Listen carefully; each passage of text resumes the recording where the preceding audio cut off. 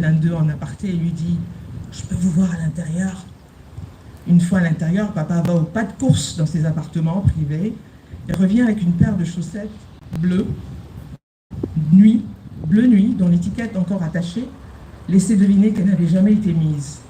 En lui tendant la chaussette, papa lui dit « Tenez, je pense que les tons de votre costume iraient mieux avec cette couleur. » Son collaborateur, tout surpris, répond « Mais Excellence, je porte des chaussettes. » « Je constate que vous avez des chaussettes, lui dit-il. Vous vous prenez pour un cardinal ?» La couleur rouge écarlate des chaussettes du collaborateur n'avait pas réussi à convaincre papa, tout homme de foi qu'il était. Encore un autre moment édifiant. Papa faisait partie d'une génération de diplomates qui était complet. Complet parce qu'ils croyaient à leur profession et à l'impact qu'elle avait chaque jour. Ils ne laissaient rien en laisse. Même à la retraite, papa a continué à œuvrer au sein de l'ACIR, l'association des ambassadeurs de Côte d'Ivoire à la retraite, dont il était un des membres fondateurs. Il se réunissait tous les mois avec ses collègues à la retraite et échangeait sur des sujets d'actualité de la sous-région ou du monde. Commentait cette actualité, comment celle-ci affectait ou affecterait la Côte d'Ivoire, discussions qui donnaient ensuite naissance à des rapports soumis régulièrement au ministère des Affaires étrangères. C'était le diplomate. Emmanuel Moma, l'homme de foi. Ce n'est de secret pour personne, papa avait une foi inébranlable. C'était plus que le pari de Blaise Pascal, c'était une profonde conviction de l'existence de Dieu et du rôle de sa mère, la Bienheureuse Vierge Marie, et son pouvoir sacré.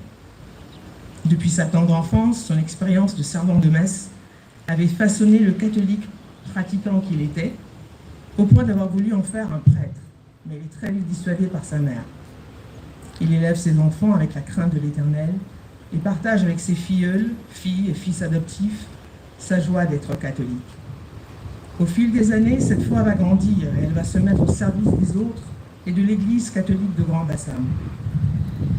Le diplomate devient alors un spécialiste de levée de fonds pour la construction de la cathédrale du Saint-Esprit, dont nous occupons le parvis aujourd'hui. Un devoir de louange et de service.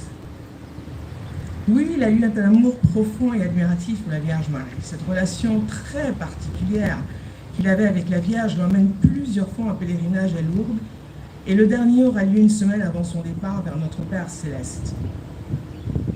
Il se lie d'amitié avec un fils adoptif de Grand Bassam, Monseigneur Paul Dacouré-Tabet, une amitié fidèle, loyale et fraternelle. Pour nous, Monseigneur, c'est tonton. Leurs conversations et échanges réguliers ont contribué à nourrir la foi de papa. Et je pense que celle de Monseigneur fut aussi grandement affectée par un laïc qui n'était pas comme les autres. Un laïc qui croyait fermement aux vertus théologales, à la force de l'Église et sa mission, et au pouvoir de la prière et des messes. Tonton Joseph Anveau nous disait il y a quelques jours, Emmanuel demandait des messes pour tous les défunts des familles qu'il connaissait chaque dimanche à l'église Sacré-Cœur de Bassam. Une foi infaillible. Emmanuel Moma, le père. Papa était un père strict, rigoureux et extrêmement dévoué à ses enfants et à tous ceux qui lui étaient chers.